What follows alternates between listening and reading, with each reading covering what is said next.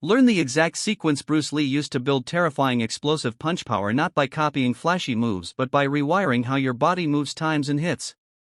Stay with me for the next few minutes and I'll break down the real principles, the step-by-step drills and the weekly progression you can use to turn ordinary hands into knockout tools. This isn't theory, it's the practical anatomy and training method behind every lightning-fast, bone-jarring strike Bruce Lee showed the world. Introduction: why this matters. Power isn't magic. It's a layered skill made of posture, hip torque, timing, structure, and intent. Many fighters chase bigger arms or heavier gloves while missing the priority list Bruce Lee lived by: alignment, rotation, and efficient transfer of force. When those pieces link together, power grows exponentially, not because your muscles suddenly become huge but because your system stops bleeding energy.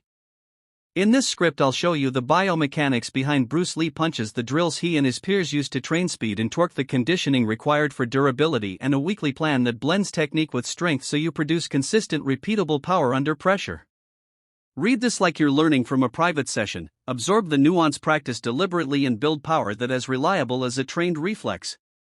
1 core principle: transfer of force, not muscle alone. Bruce Lee punches looked unstoppable because he prioritized how force travels from the ground through the legs and hips and out the fist.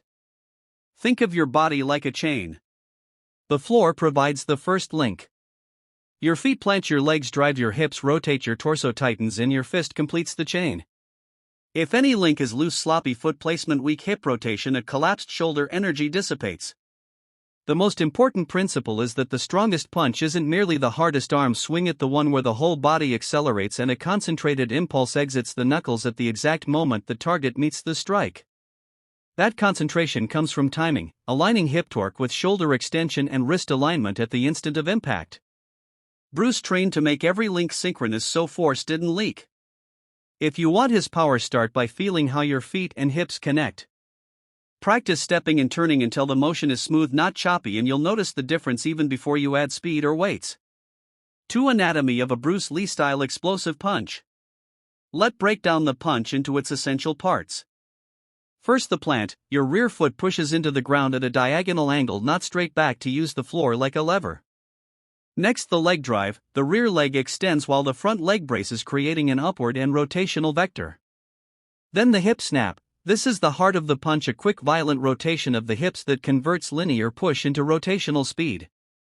The torso follows with a short but strong rotation of the ribcage and